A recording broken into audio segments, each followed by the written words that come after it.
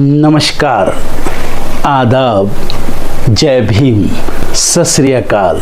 मैं हूँ माजिद सिद्दीकी और आप देख रहे हैं फोकस हिंदुस्तान न्यूज़ चैनल। आज की ख़ास खबरें सब्सक्राइब करें, लाइक करें, शेयर करें। फिर आऊँगा एक ताज़ा खबर को लेकर माजिद सिद्दीकी।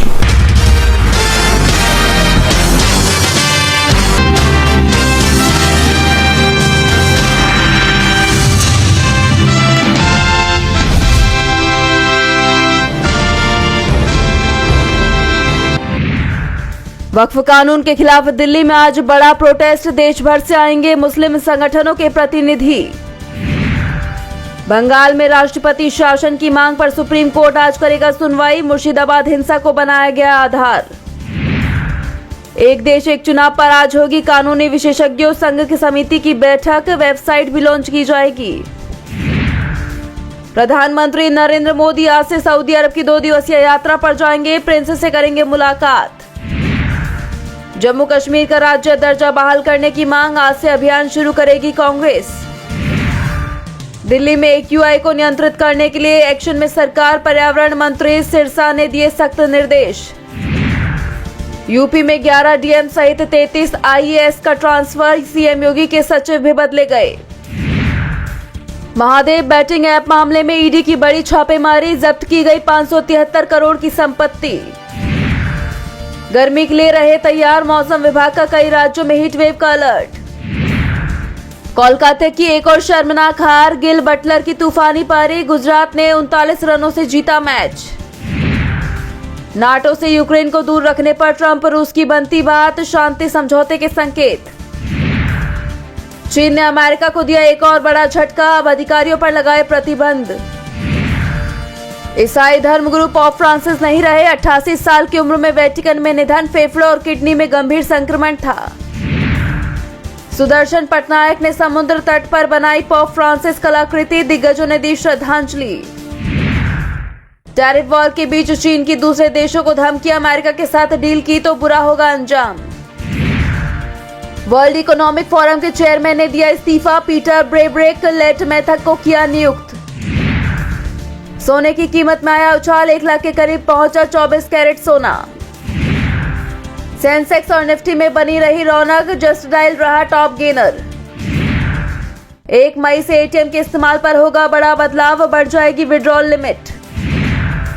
घरेलू स्टील उद्योग को राहत देने के लिए 12% सेफगार्ड ड्यूटी लागू, न्यूनतम CIF मूल्य से कम दर पर लाए जाएंगे।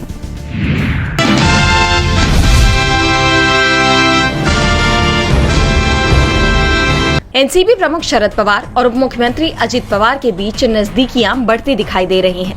1 महीने में दोनों 4 बार मुलाकात कर चुके हैं, जिसके बाद से चाचा भतीजा के साथ आने की चर्चा तेज हो गई है। इस बीच एनसीपी नेता सुप्रिया सुले ने बड़ा बयान दिया है। उन्होंने कहा कि पवार परिवार में राजनीतिक मतभेद हो सकते हैं, लेकिन इनका व्यक्तिगत रिश्तों पर कभी असर नहीं पड़ा है। जब उनसे पूछा गया कि क्या दोनों धड़े फिर से एक हो सकते हैं, तो सुप्रिया सुले ने कहा कि पवार परिवार कभी अलग नहीं हुआ। सभी भाई बहन हमारे पूर्वजों के सिखाए गए मूल्यों के साथ पले बढ़े हैं। हमारे बीच राजनीतिक मतभेद हो सकते हैं, लेकिन हमने उससे अपने निजी संबंधों को कभी भी प्रभावित नहीं होने दिया। वहीं जब सुप्रिया सुले से अजित पवार के शरद पवार के प्रति नरम रुख अपनाने को लेकर पूछा गया, तो उन्होंने कहा कि अगर दादा नरम हो गए हैं तो सभी ने इसका स्वागत किया है। सुप्रिया सुले ने दोनों गुटों के एकजुट होने के फैसले पर कहा कि शरद पवार और अजित पवार जो भी फैसला लेंगे वो स्वीकार किया जाएगा। यानी एक तरह से देखा जाए तो एनसीपी शरद गुट सब कुछ भुलाकर एक साथ आने को तैयार है। उन्होंने अजित पवार के लिए अपने दरवाजे खोल दिए हैं। वहीं अजित पवार भी शरद पवार को लेकर नरम पड़ते दिखाई दे रहे हैं और उनका ये रवैया बीजेपी की टेंशन बढ़ा रहा है।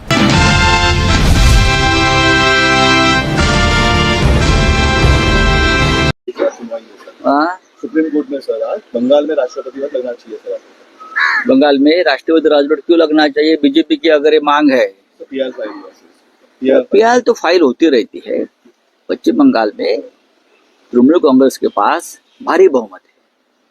ये सरकार लोगों ने चुन कर दी है और वहाँ जो दंगे हो रहे हैं उसके पीछे भारतीय जनता पार्टी का हाथ है। वहाँ के जो दंगे है ना, बीजेपी चाहते हैं वहाँ दंगे हो जाए और दंगे के बहाने वहाँ राष्ट्रपति शासन लगाया जाए। ये भारतीय जनता पार्टी की एक कूटनीति है, राजनीति है। महाराष्ट्र में कुछ कारण नहीं था, राष्ट्रपति शासन लगा दिया, वो तो खिलौना बन गया है ना मोदी और शाह जी का राष्ट्रपति शासन का। मणिपुर में 3 साल के बाद लगाया, हजारों लोग मारे गए, सैकड़ों महिलाओं पर अत्याचार हो गए, तब नहीं लगा। राष्ट्रपति शासन उनके लिए खिलौना बन गया है। इस तरह से राष्ट्रपति शासन नहीं लगता है, और राष्ट्रपति शासन लगा के आप राज नहीं कर सकते। जो कहा है राहुल गांधी जी ने अमेरिका में जाकर, और सही है, ये देश में सभी काम गैर कानूनी तरीके से चल रहे हैं। चुनाव आयोग के ऊपर बीजेपी का नियंत्रण है, राष्ट्रपति भवन पर बीजेपी का नियंत्रण है, सर्वोच्च न्यायालय पर बीजेपी नियंत्रण लाना चाहती है। तो डेमोक्रेसी और फ्रीडम है कहाँ, मुझे बताइए। जब चाहे हम राष्ट्रपति शासन लगा दे, जब चाहे हम सुप्रीम कोर्ट को गाली देंगे, बकवास करेंगे, यही चल रहा है ना देश में। पिटिशन लेके आओ और दबाव डालो सुप्रीम कोर्ट के ऊपर, लेकिन सुप्रीम कोर्ट ये दबाव मानने को तैयार नहीं है। राष्ट्रपति लगाने की बात कर रहे हैं, मणिपुर में उन्होंने बात नहीं की, पर बंगाल में वो लोग कह रहे हैं। कौन? शिंदे गठ। कौन शिंदे गठ? पश्चिम बंगाल में। आश्चर्य है कि अब तक ये वाशिंगटन अमेरिका में राष्ट्रपति शासन लगाने की बात क्यों नहीं कर रहे, या इंग्लैंड में। अरे आपकी औकात देखो क्या है, कहाँ पहुंचे आप।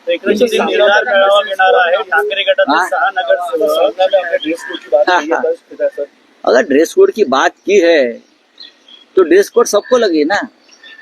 मंत्रालय में जो मंत्री आते हैं उनको भी ड्रेस कोड लगाई। जो IAS IPS को ड्रेस है, IAS को भी ड्रेस कोड लगाई, सबको ड्रेस कोड लगाए। जनता नंगी है, गरीब जनता के पास कपड़े नहीं है, और ये ड्रेस कोड।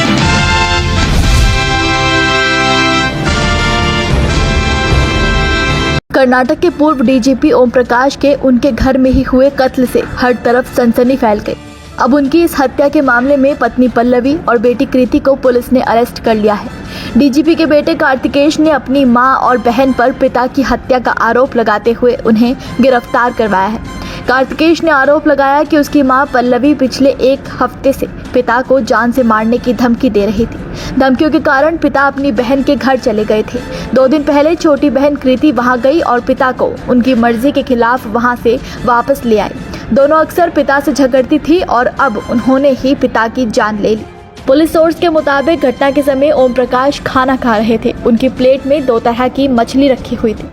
इस दौरान डीजीपी और उनकी पत्नी के बीच में झगड़ा हुआ और वो इतना बढ़ गया कि पत्नी ने गुस्से में आकर ओम प्रकाश पर मिर्ची पाउडर फेंक दिया। जब जलन से राहत पाने के लिए पूर्व डीजीपी इधर उधर भाग रहे थे तो पल्लवी ने उनकी गर्दन, पेट और छाती पर चाकू से 10 से 12 बार वार किया।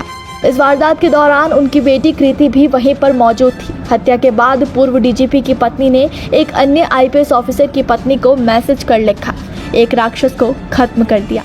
बाद में पल्लवी ने उन्हें फोन कर बताया कि उसने ओम प्रकाश की हत्या कर दी है।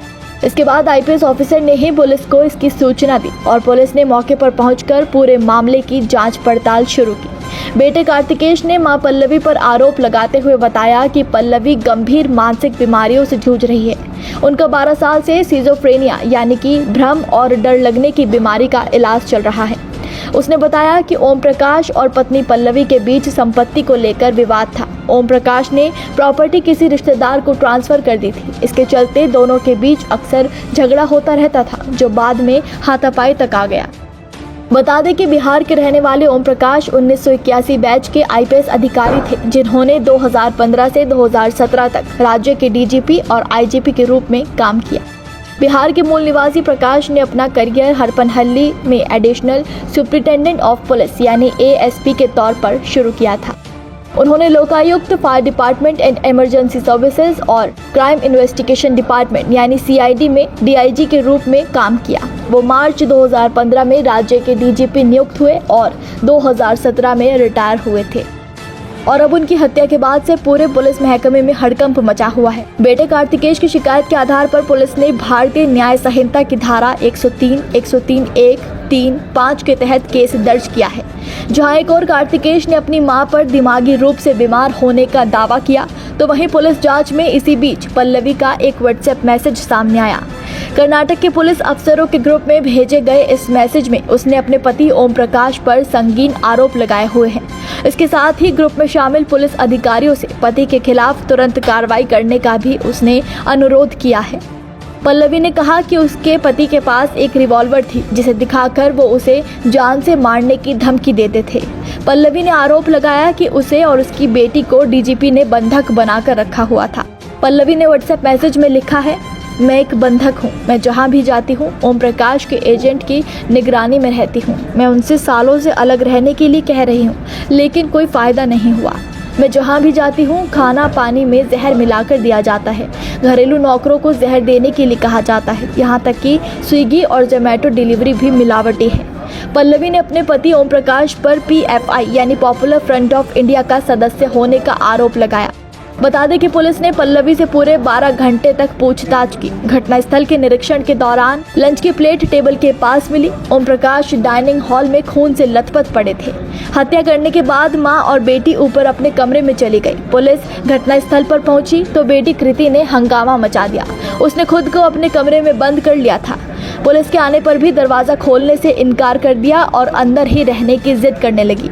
लेकिन आखिरकार पुलिस ने दरवाजा तोड़कर कृति को हिरासत में ले लिया। इसके बाद बेटा कार्तिकेश घर पहुंचा। सूत्रों के मुताबिक ओम प्रकाश की हत्या 2 चाकुओं से की गई थी। ऐसे में शक और मजबूत हो जाता है कि हत्या में मां और बेटी दोनों ही शामिल थी। चाकू और बोतल दोनों पर फिंगरप्रिंट की जांच चल रही है। पत्नी पल्लवी को पुलिस ने अरेस्ट कर लिया। इसके बाद उसे कोर्ट में पेश किया गया, जहां से 14 दिन की जुडिशियल कस्टडी में भेज दिया गया।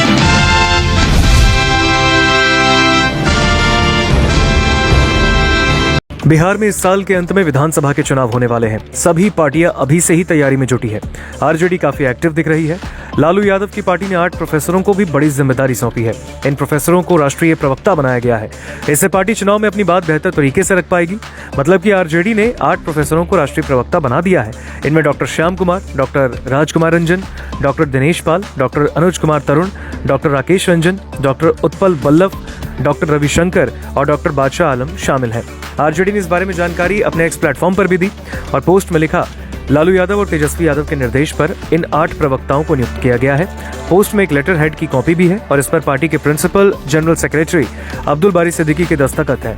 लेटर में नए प्रवक्ताओं के बारे में जानकारी दी गई है और इससे पहले बिहार के रहने वाले डॉक्टर मनोज कुमार झा को आरजेडी ने राष्ट्रीय प्रवक्ता बनाया था, जो अब भी राष्ट्रीय प्रवक्ता है और राज्यसभा के सदस्य भी हैं। 2018 में पहली बार आरजेडी ने उन्हें राज्यसभा में भेजा। फिर 2024 में आरजेडी ने इसे रिपीट किया। मनोज झा दिल्ली के सामाजिक कार्य विश्वविद्यालय विभाग में प्रोफेसर रहे हैं। अगर आप इस लिस्ट को देखें तो इनमें डॉक्टर श्याम कुमार, जो कि दिल्ली यूनिवर्सिटी के किरोड़ीमल कॉलेज में राजनीति विज्ञान विभाग में एसोसिएट प्रोफेसर हैं। दूसरे नंबर पर डॉक्टर राजकुमार रंजन हैं, जो कि दिल्ली यूनिवर्सिटी के शहीद भगत सिंह कॉलेज के हिंदी विभाग में एसोसिएट प्रोफेसर हैं। तीसरे नाम है डॉक्टर रविशंकर का, जो कि डीयू के BR अम्बेडकर कॉलेज के मनोविज्ञान विभाग में एसोसिएट प्रोफेसर हैं। चौथा नाम है डॉक्टर बादशाह आलम का, जो कि दिल्ली में जामिया मिलिया यूनिवर्सिटी के faculty of engineering and technology department में एसोसिएट प्रोफेसर हैं। पांचवा नाम है डॉक्टर उत्पल बल्लभ का, जो कि पटना यूनिवर्सिटी के जियोग्राफी डिपार्टमेंट से जुड़े हैं। छठा नाम है डॉक्टर दिनेश पाल का, जो कि बिहार के छपरा में जयप्रकाश यूनिवर्सिटी के जगपाल चौधरी कॉलेज के हिंदी विभाग में एसोसिएट प्रोफेसर हैं। सातवां नाम है डॉक्टर अनुज कुमार तरुण का, जो कि बिहार के बोधगया में मगध यूनिवर्सिटी के PG कैंपस के हिंदी विभाग में असिस्टेंट प्रोफेसर हैं। और आठवां नाम है डॉक्टर राकेश रंजन का, जो कि BRA बिहार यूनिवर्सिटी के गवर्नमेंट डिग्री कॉलेज पकड़ी दयाल मधुबन पूर्वी चंपारण के राजनीति विज्ञान विभाग में असिस्टेंट प्रोफेसर हैं। आरजेडी के 8 नए प्रवक्ताओं में से 5 PhD धारक भी हैं। ये सबसे ऊंची डिग्री मानी जाती है। इन प्रवक्ताओं में से 4 दिल्ली के कॉलेज और यूनिवर्सिटी में पढ़ाते हैं, वहीं 4 बिहार के कॉलेजों में सेवा दे रहे हैं। एक खास बात यह भी है कि इन प्रवक्ताओं में एक मुस्लिम समुदाय से आते हैं और इससे पता चलता है कि आरजेडी सभी समुदायों को साथ लेकर चलना चाहती है। माना जा रहा है कि इमेज करेक्शन के लिए आरजेडी ने प्रोफेसरों को प्रवक्ता बनाकर नया तरीका भी अपनाया है। इससे पार्टी की बात लोगों तक सौम्य तरीके से पहुंचेगी। प्रोफेसर अपनी बातों को अच्छी तरह से समझा भी सकते हैं और इससे चुनाव में आरजेडी को फायदा हो सकता है।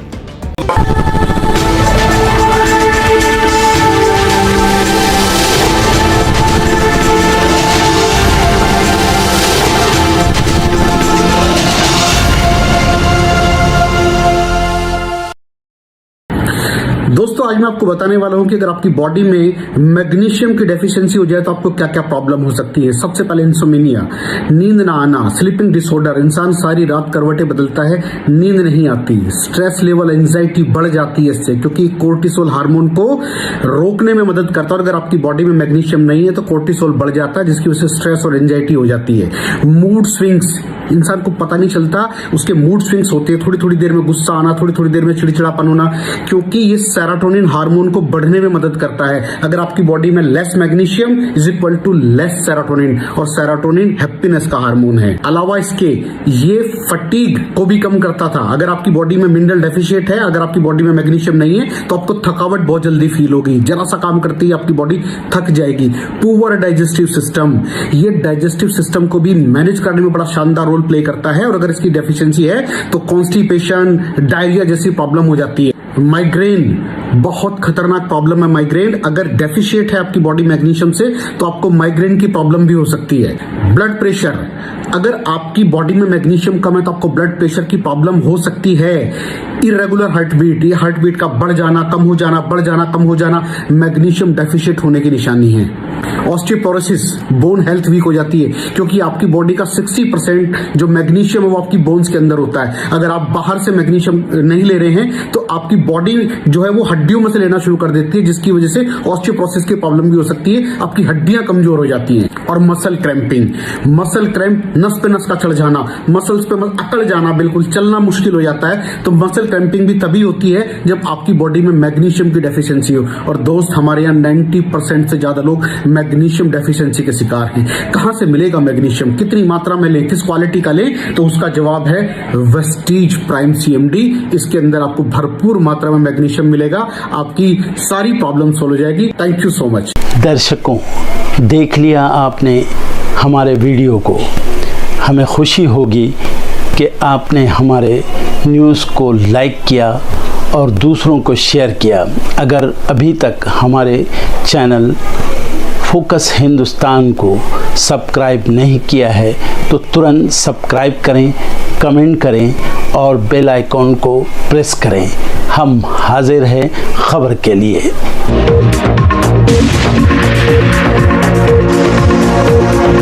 Thank you.